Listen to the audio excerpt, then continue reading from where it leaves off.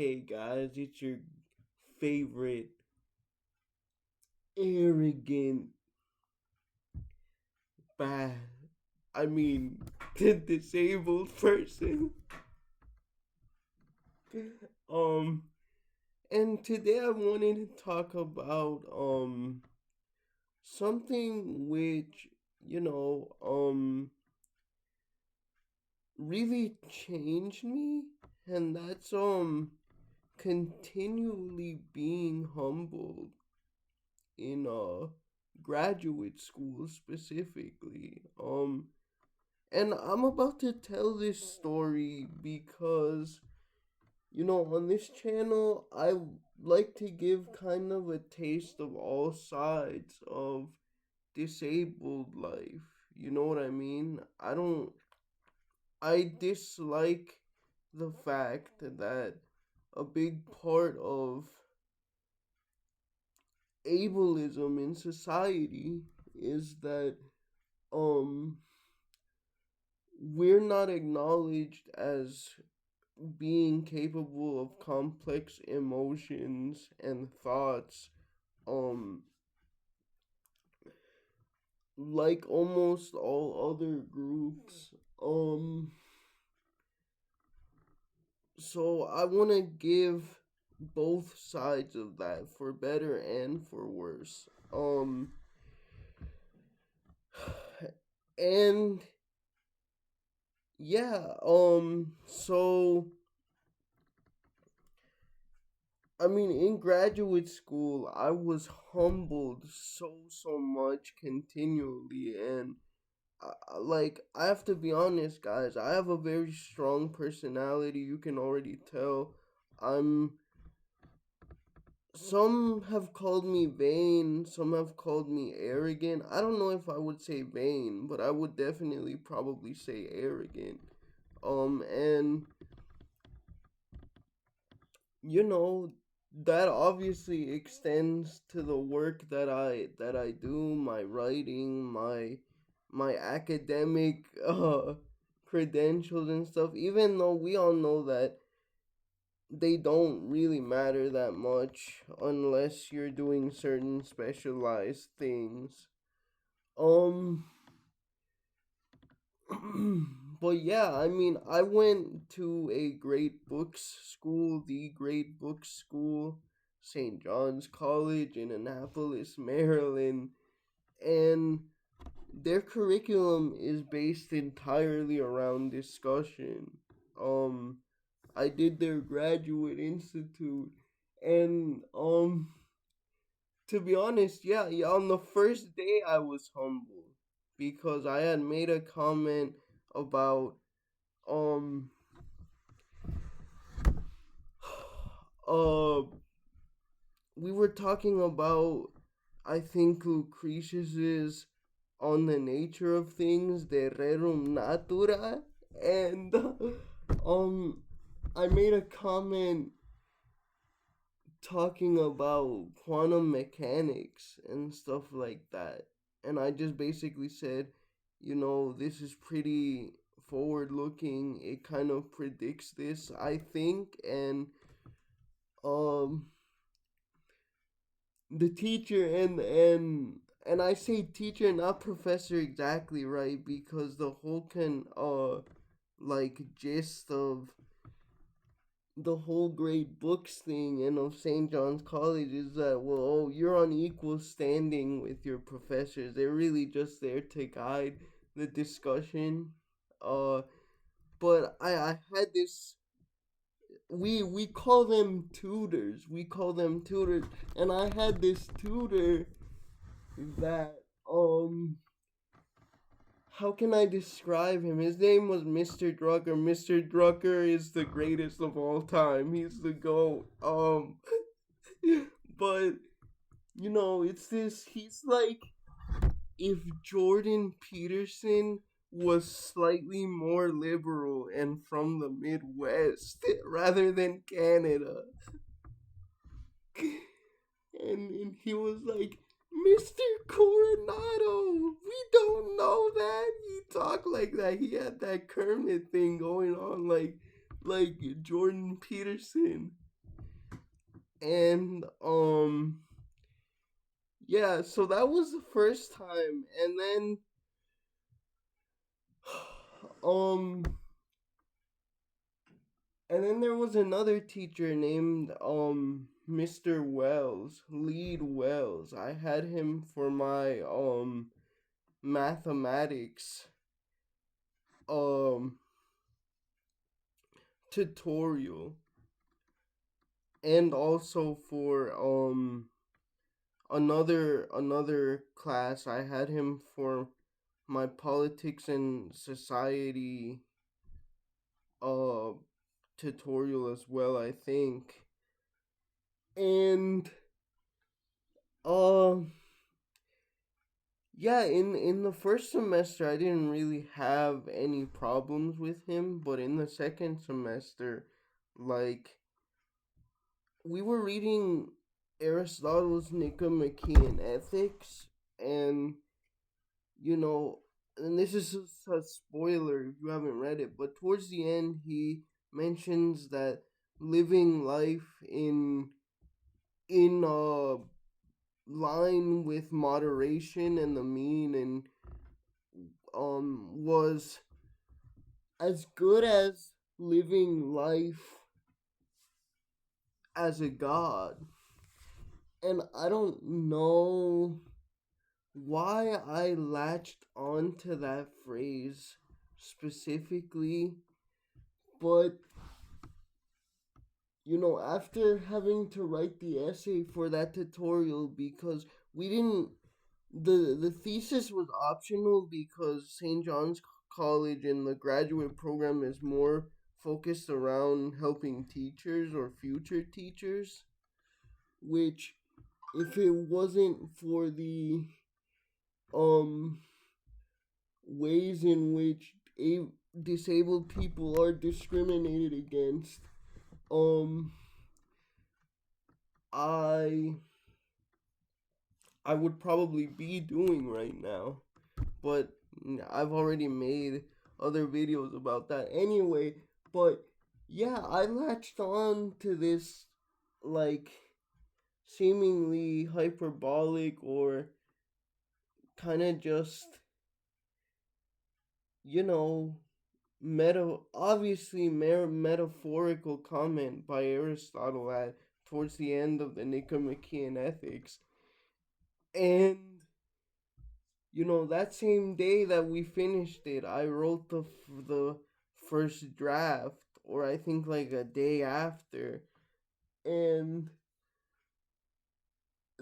the the the essay was just terrible, man. It's just um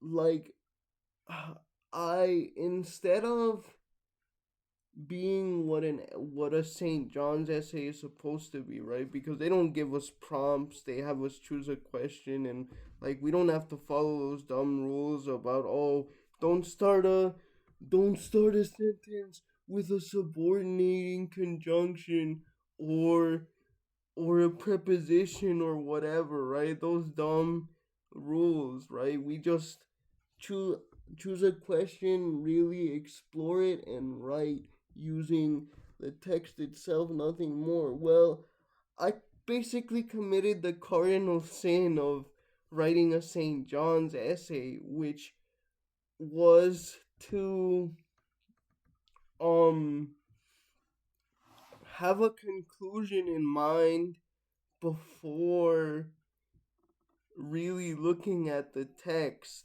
because I latched on to that God comment. Um and yeah, what can I say? Mr. Wells, Professor Wells demolished me. He hated the essay. He trashed it. I mean, I'm being kind of hyperbolic because he was just doing his job. But I mean, I got so mad at him. You should have seen the emails that I wrote to him, because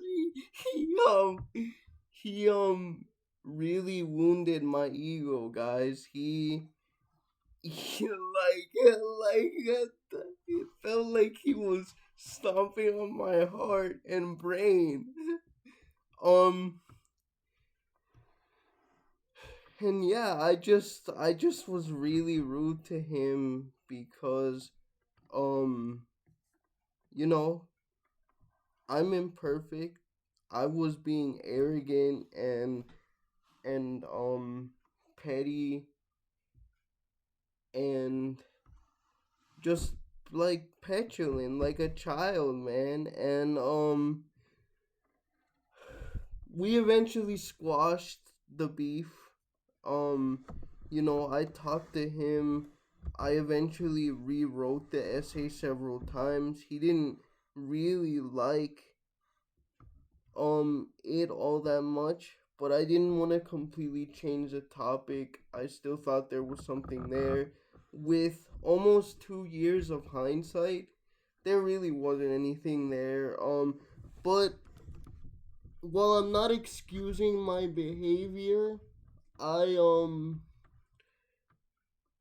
I will say that um there is a reason why I'm like this, guys. You have to understand that as a disabled Latino in a place like St. John's College where the vast majority of people there, I was on a scholarship there, right? I had gotten a Maryland state uh senator's scholarship and later a delegate scholarship to go there, as well as other financial support um from St. John's College itself. In fact, I usually the max that they give students is 50%. I was able to talk to the financial aid office, explain my situation to them, um, show them my academic prowess, and get them to up it to 70% coverage. So I only needed to do the other 30% with the local and or I'm sorry, Senate and delegate scholarships. And like they told me, like, the guy who was my counselor, admissions counselor, and at least for the first few months while you're there, he told me, like, it's incredible that that they allowed you that higher funding. They almost never do that. Um and you know, that's a lot of pressure, guys. And in order to keep those things, my average in my classes had to be a B plus or better, right? In at the graduate level, getting C's doesn't exist, brothers and sisters. And while St. John's College um doesn't technically have grades. Like, they only have feedback on essays and in the seminars. If they catch you slacking, they'll probably send you an email or give you a call and say, like, look, we think your work is really below average, and you can't continue in the program anymore. um they still did have it as an internal metric, and I honestly thought that Mr. Wells' well-meaning comments about my essay um meant that I was gonna get my scholarship taken away. And bros, again, because of the laws of the United States, yes, they're very friendly towards disabled people, but like, I wouldn't have been able to work and keep my health insurance and pay for my master's degree at the same time. Um so yeah, that was a big fear. And again, I while I was there at St. John's College doing their low residency program, like online and stuff, I was only probably one of only 4 or 5 Latinos that I met in my whole time there. Um, and they were the Latinos who, except for one who I'm now working on a project with, they were all pretty much Latinos who grew up or eventually became so economically privileged that they were just like all of the other students there pretty much, who were doing it for leisure rather than because they actually wanted to enhance their teaching skills by way of the Socratic um method or anything like that. There were those people there, no doubt, but they were mostly white people. So, while I'm not excusing myself, I hope that people understand the type of pressure that I was under.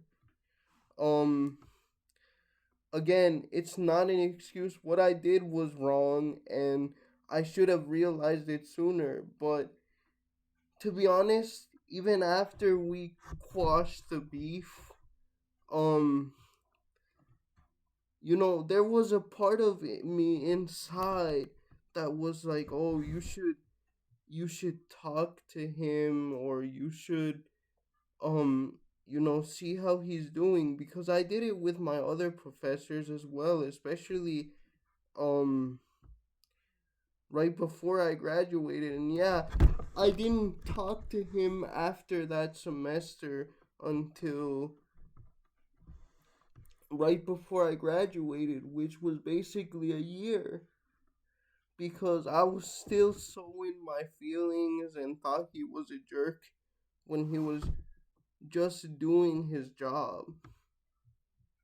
And I can say a similar thing for another thing we had to do while there, um,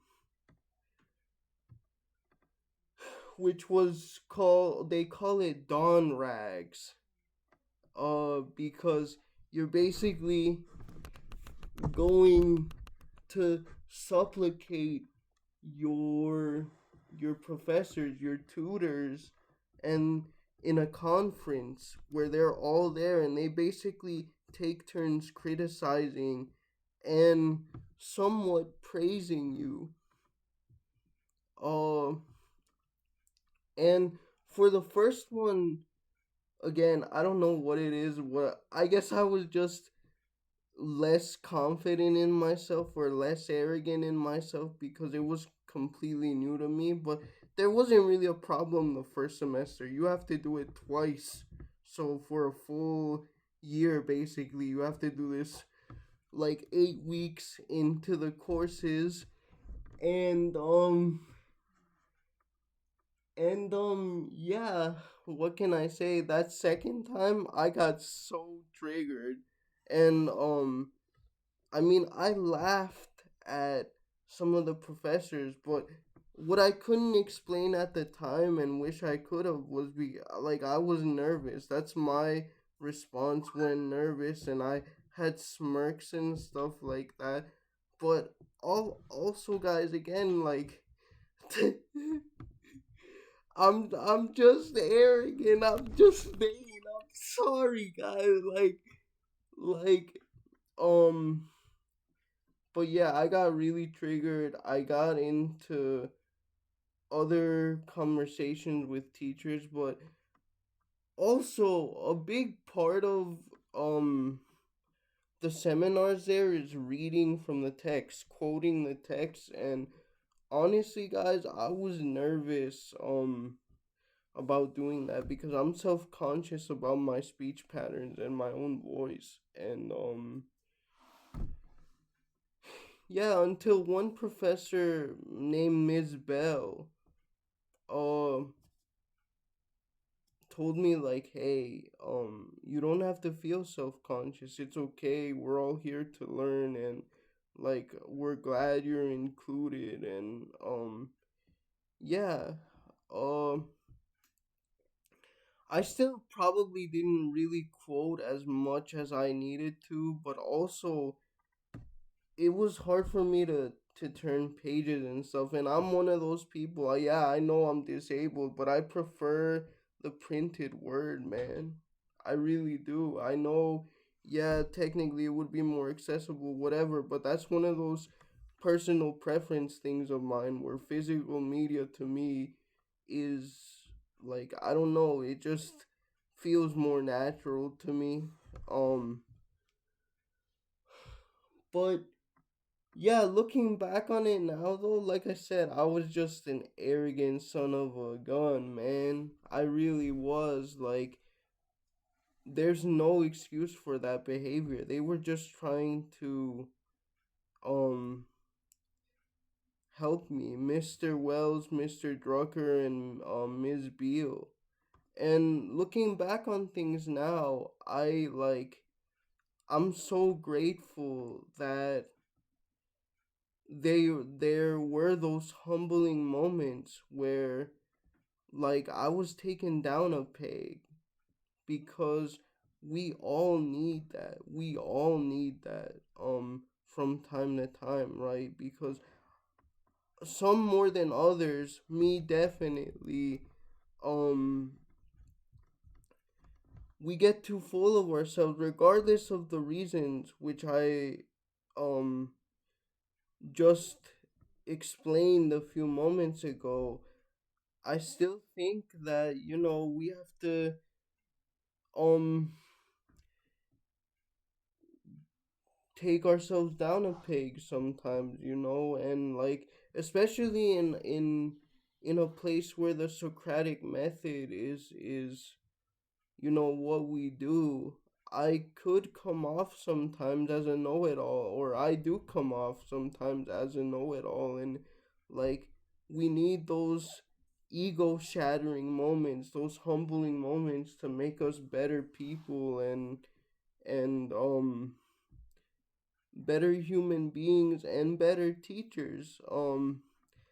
Because honestly, I do think they did that, and I'm so grateful for their pushing me to become better. I was watching, and I've never read much any of his work really, but David Foster Wallace, and he talks about like going through the same thing in grad school basically, where his teachers were like, yeah, we don't think this part of your writing is good, and he was just like, um no, you guys don't get it, right? You're not geniuses like I am. And that's basically, yeah, my attitude towards them during that time. But he talks about like finally discovering like, oh yeah, maybe they're right, and it was bad. And he says like, years later I finally realized, yeah, they were right in the advice they were trying to give me, but I was just too caught up in myself, in my big and fragile ego. And I can say that the same thing happened to me, but you know, people say that, oh, a liberal arts education or an arts education really isn't worth anything, but I mean, you rarely, if ever, get those types of moments in a math class where you're just solving problems or like taking tests and stuff like that. Not saying they don't happen, because um I've taken and passed up to multivariable calculus, so I know how it can be. I know how beautiful it can be when things finally click, or you meet that one guy who's just way better than you in math and stuff. But it's just the type of humanness in a liberal arts degree and liberal arts way of approaching these things, because I even did math in that way with Euclid, and then Lobachevsky with hyperbolic geometry. Like, it's just different. It's more human. And again, I to Mr. Wells, Miss Beale, or Miss Bell, um, and Mr. Drucker, like, yeah, thank you, because I wouldn't be the person I am today without your help and your criticisms. And again, I'm not perfect, but like everyone else, all I'm trying to do is to be better every day. And um to quote Aristotle, you know, you don't become a virtuous person overnight. It takes the work of an entire lifetime. All right, bye guys. See you. Bye.